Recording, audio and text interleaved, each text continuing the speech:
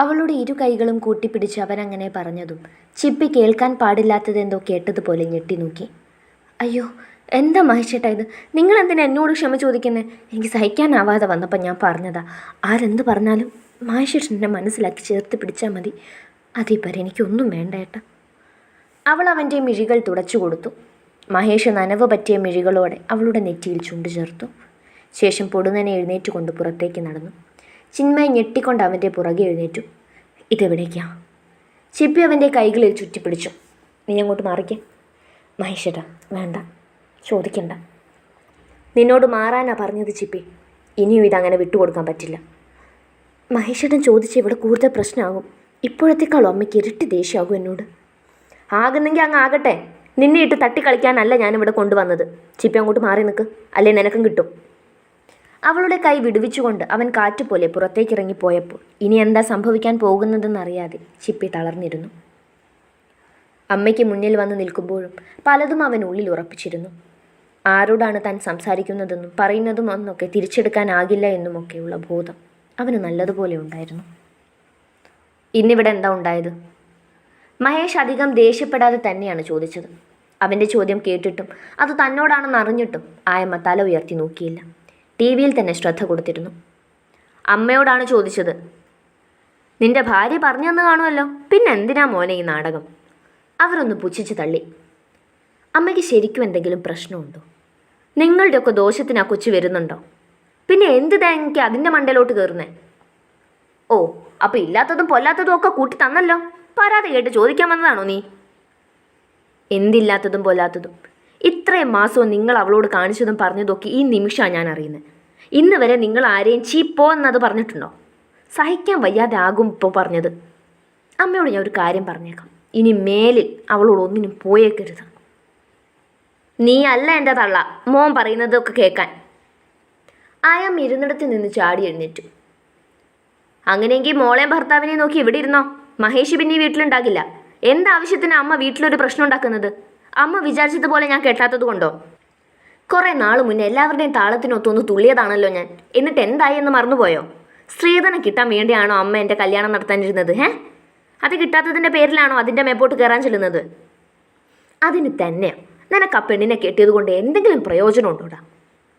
പല്ല് ഞെരിച്ചുകൊണ്ടുള്ള അവരുടെ ചോദ്യത്തിന് മഹേഷിൻ്റെ കൈ മുഷ്ടി ചുരുണ്ടു. അമ്മ ആയതുകൊണ്ട് ഇതിന് ഞാൻ മറുപടി പറയാത്തത്. പിന്നെ അവൾക്ക് കുട്ടികൾ ഉണ്ടാകുമ്പോൾ ആയിക്കോളും. അങ്ങനെ ആയില്ലെങ്കിൽ അത് നിങ്ങളുടെ മോൻ്റെ കുറവാണെന്ന് കൂട്ടിയാൽ മതി. ഇനി ഒരിക്കൽ കൂടി അമ്മ അവളെ എന്തെങ്കിലും പറഞ്ഞ് കുറ്റപ്പെടുത്തി നോക്ക്.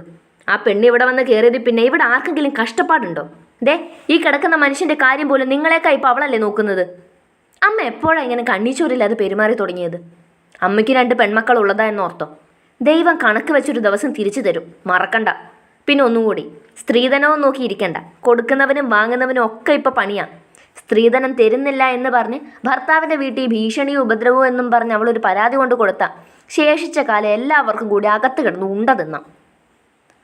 അവരെ നോക്കി ഒന്ന് പുച്ഛിച്ച് പറഞ്ഞുകൊണ്ട് മഹേഷ് തിരിഞ്ഞാൽ അടിയേറ്റതുപോലെ ആയമ്മ കസേരയിലേക്ക് ഇരുന്നു പോയി. അവരെ കണ്ട് പമ്മി ചിരിച്ചുകൊണ്ട് മീനു വാതിൽ നിന്ന് അടുത്തേക്ക് ചെന്നു. അമ്മയ്ക്കിത് വേണം, ഞാൻ അന്ന് പറഞ്ഞതായില്ലായിരുന്നു. ഈ പേട്ടൻ്റെ കയ്യിൽ നിന്ന് കണക്കിന് കിട്ടിയോ? എന്നാലും അവൾ അവനോട് ചെന്ന് പറഞ്ഞു കൊടുത്തല്ലോ. പിന്നെ പറയാതെ അമ്മ എന്തുണ്ടെങ്കിലും അച്ഛനോട് പറയില്ലേ? അതുപോലെ തന്നെയായിരുന്നു. ഇത്രയും നാൾ അതൊന്നും മിണ്ടിയില്ലെങ്കിൽ ഇന്ന് അമ്മ അത്രമാത്രം അതിനെ പറഞ്ഞിട്ടുണ്ടായിരിക്കും. ഒരു കുഴപ്പമില്ല, അമ്മ ഇതേട്ടൻ്റെ കയ്യിൽ നിന്ന് ചോദിച്ചു വാങ്ങിയതാ. ചിരിയോടെ പറഞ്ഞുകൊണ്ട് മീനു മുറിയിലേക്ക് പോകുമ്പോൾ വേണ്ടിയിരുന്നില്ല എന്ന തോന്നലോടെ ആയമ്മ തലയ്ക്ക് കൈ കൊടുത്തു. അന്നത്തെ പ്രശ്നത്തിന് ശേഷം ചിന്മയും ആയമ്മയും അത്ര നല്ല ചർച്ചയിലല്ല. പേരിന് മാത്രം എന്തെങ്കിലും മിണ്ടു എന്നല്ലാതെ അവരൊന്നും അവളെ പറയാറില്ല. ചിപ്പി തിരികെയും ചോദിക്കുന്നതിന് മറുപടി കൊടുക്കുമല്ലാതെ അവളുടെ ഭാഗത്തു നിന്നും മറുചോദ്യം ഉണ്ടായിട്ടില്ല. മഹേഷ് അത് പ്രത്യേകം പറയുകയും ചെയ്തിരുന്നു. അധികം എടുത്ത് തലയിൽ വെക്കാൻ പോകണ്ട എന്നും കുറച്ചു നാൾ ഇങ്ങനെ പോട്ടേന്നു. പതിവ് പോലെ ഉച്ചയുടെ ജോലിയൊക്കെ തീർത്ത് ചിന്മയെ കിടക്കും നേരമാണ് പുറത്തു നിന്നും ഒരു വിളി കേട്ടത്. അയ്യോ അമ്മേ, ആരെങ്കിലും ഒന്നിങ്ങോട്ട് വരുമോ? കരച്ചിലിനിടയിലും വിളിച്ചു പറയുന്നുണ്ടായിരുന്നു. ചിപ്പി കിടക്കയിൽ നിന്ന് എഴുന്നേറ്റ് മുറിക്ക് പുറത്തേക്കിറങ്ങി. മോളെ, വസന്തി അല്ലേ അത്? കിടന്ന കിടപ്പിൽ ഞെരിപിരി കൊണ്ട് അച്ഛൻ അത് പറയുമ്പോഴാണ് ചിന്മയെയും അത് ഓർമ്മ വന്നത്. ഞാൻ നോക്കട്ടെ അച്ഛാ. ധൃതിയിൽ പറഞ്ഞവൾ അടുക്കളവാതിലേക്ക് എത്തുമ്പോൾ പടിയിൽ ആയമ്മ വീണ് കിടപ്പുണ്ട്. ചിപ്പിയൊന്ന് ഞെട്ടിപ്പോയി. നോക്കി നിൽക്കാതെ വന്ന് പിടിക്കു കൊച്ചേ. വേദനയിലും അവർ മുരുണ്ടു. അയ്യോ സോറി, എഴുന്നേക്ക്. എന്തു പറ്റിയമ്മ? ചിപ്പി അടുത്തേക്കിരുന്ന് കയ്യിൽ പിടിച്ചു. അയ്യോ എൻ്റെ കൈ, വിളിക്കാതെ കൊച്ചേ. വേദന കൊണ്ട് അവർ കരഞ്ഞു. ചിപ്പി വലത് കൈയിൽ നിന്നും പൊടുന്നനെ പിടിവിട്ടു. എത്രയൊക്കെ നോക്കിയിട്ടും അവൾക്ക് അവരെ പൊക്കാൻ കഴിയുന്നില്ലായിരുന്നു. ചിപ്പിക്ക് സങ്കടവും നിരാശയും ഒരുപോലെ തോന്നി. നടുവേദനിക്കുന്നു, നീ ഒന്ന് മഹേഷിനെ വിളിക്കേ. മഹേഷേട്ടന് ദൂരെ അമ്മയോട്ടം. ഞാൻ അടുത്ത ആരെങ്കിലും വിളിക്കാം, പെട്ടെന്ന് ഹോസ്പിറ്റലിൽ പോകാം.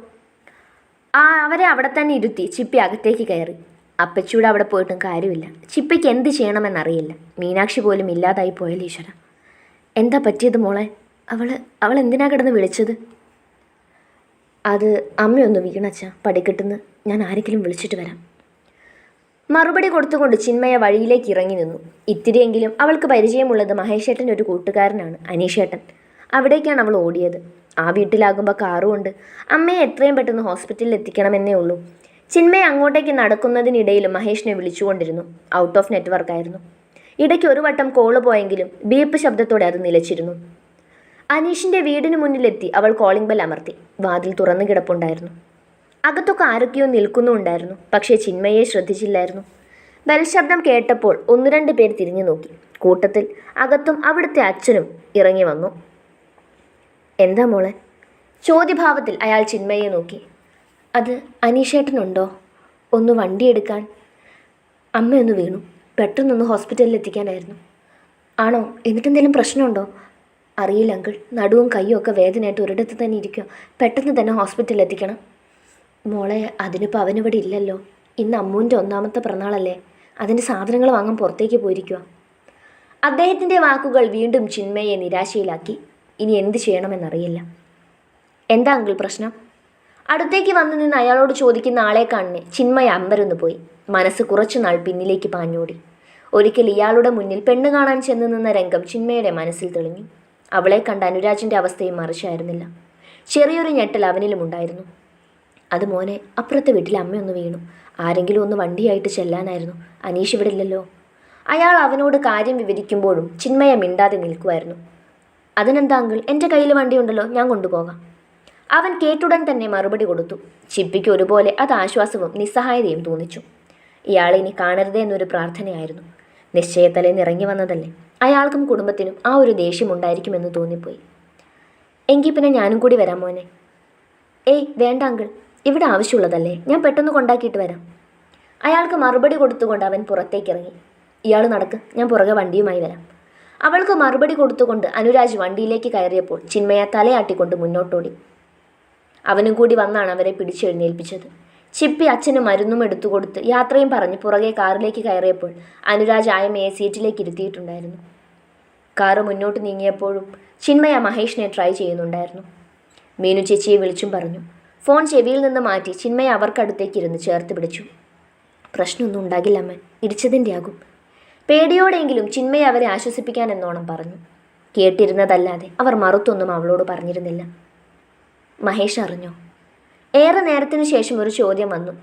വിളിച്ചുകൊണ്ടിരിക്കുക, മഹേഷേട്ടനെ കിട്ടുന്നില്ല, മെസ്സേജ് അയച്ചിട്ടുണ്ട്. കൂടുതലൊന്നും പറയാതെ ആ സംസാരം നിലച്ചു. ഹോസ്പിറ്റലിൽ എത്തിയപ്പോഴും ഇരുവരും താങ്ങിയാണ് അവരെ ഇറക്കിയത്. നടുവിടിച്ചതുകൊണ്ടാകും നടക്കുമ്പോൾ പെയിൻ ഉണ്ടായിരുന്നു. അത് കാരണം വീൽ ചെയറിൽ തന്നെയാണ് കൊണ്ടുപോയത്. എല്ലാം അവൻ ഓടി നടന്നു ചെയ്തു. ഡോക്ടറെ കണ്ട് സ്കാൻ ചെയ്തപ്പോൾ വലത് കൈക്ക് ഒടിവുണ്ടെന്നറിഞ്ഞു.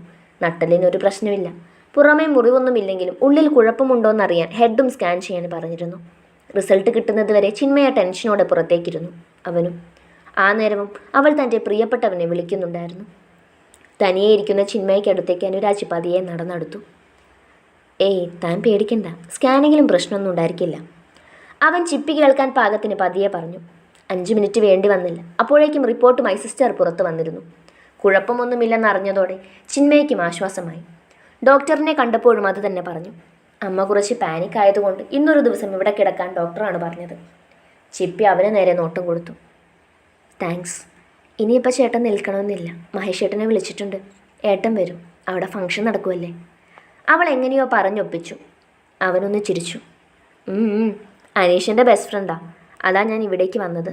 പിന്നെ ഇയാൾക്ക് സുഖമാണോ? മാരേജ് കഴിഞ്ഞെന്നറിഞ്ഞു. ഹസ്ബൻഡ് എവിടെ? അവൾ ചോദിക്കാതെ തന്നെ അനുരാജ് പറഞ്ഞുകൊണ്ടിരുന്നു. ഏട്ടൻ ലോങ് ഓട്ടം പോയിരിക്കുക, കുഴപ്പമൊന്നുമില്ല, സുഖമായിട്ടിരിക്കുന്നു. ആക്ച്വലി അന്ന് അങ്ങനെ സംഭവിച്ചതിന് ഞാൻ ഒരിക്കലും തന്നെ കുറ്റം പറയില്ല. കാരണം ഇയാൾ എന്നോട് പറഞ്ഞതാണല്ലോ റിലേഷൻ്റെ കാര്യം. എന്നിട്ടും അതൊന്നും കേൾക്കാതെ ഞാൻ ആ വാശിയിൽ മുന്നോട്ട് പോയത്. അത് വേറൊന്നും കൊണ്ടായിരുന്നില്ല. തൻ്റെ അങ്കിൾ എന്നോട് പറഞ്ഞത് മഹേഷ് അത്ര നല്ല ആളൊന്നും അല്ല, തന്നെ ട്രാപ്പിലാക്കുകയാണെന്നൊക്കെ. അതിൽ നിന്നും ചിന്മയെ രക്ഷിക്കണമെന്നൊക്കെ പറഞ്ഞപ്പം ഞാൻ പിന്നെ മറിച്ച് ആലോചിച്ചില്ല. അതാ അന്ന് തന്നെ ഇഷ്ടമായെന്ന് പറഞ്ഞത്. പിന്നെ അത് സത്യമാണ് കേട്ടോ. ഇയാൾ എനിക്ക് ഇഷ്ടമായിരുന്നു കണ്ടപ്പോഴേ. അവൻ മനസ്സ് തുറന്നപ്പോഴും ചിന്മയെ സൈലൻ്റ് ആയിരുന്നു. ഒരിക്കലും മഹേഷേട്ടൻ അങ്ങനെ ഒരാളല്ല. അവരൊക്കെ അങ്ങനെ പറയൂ. കാരണം അവർക്ക് മനുഷ്യൻ്റെ മനസ്സ് മനസ്സിലാക്കാൻ അറിയില്ല. എന്നും ഫിനാൻഷ്യൽ സ്റ്റാറ്റസിനെ പ്രാധാന്യം കൊടുത്തിട്ടുള്ളൂ. അല്ലാതെ അങ്കിളിനെ മഹേഷിനെ കുറിച്ച് നന്നായിട്ടറിയാം. ഒരുപക്ഷെ ശരിയായിരിക്കും, മഹേഷേട്ടൻ ഫിനാൻഷ്യലി നിങ്ങളെയൊക്കെ പുറകെയായിരിക്കും എന്ന് കരുതി ആ മനുഷ്യൻ ഇന്ന് വരെ എനിക്കൊരു കുറവും വരുത്തിയിട്ടില്ല. എന്നും സ്നേഹത്തോടെ ചേർത്ത് പിടിച്ചിട്ടേ ഉള്ളൂ. ചിന്മയെ ഉറപ്പോടെ തന്നെ പറഞ്ഞു. അവൻ അപ്പോഴും ഒന്ന് ചിരിച്ചു. ഓക്കെ ഞാൻ പറഞ്ഞു എന്നേ ഉള്ളൂ. താൻ ഹാപ്പി ആയിട്ടിരിക്കെ. നെക്സ്റ്റ് മന്ത് എൻ്റെ മാരേജാണ്. അവനൊന്ന് കണ്ണ് ചിമ്മിച്ചിരിച്ചു. എങ്കിൽ ഞാൻ ഇറങ്ങുക. മഹേഷിനോട് അന്വേഷണം പറഞ്ഞേക്ക്. ഹെൽപ്പ് ചെയ്തതിന് താങ്ക് യു. ചിന്മയ മനസ്സിൽ തൊട്ട് പറഞ്ഞു. അനുരാജ് ഒരിക്കൽ കൂടി യാത്ര പറഞ്ഞ് തിരിച്ചു പോയപ്പോഴേക്കും മഹേഷിൻ്റെ കോൾ അവളുടെ ഫോണിലേക്ക് വന്നിരുന്നു.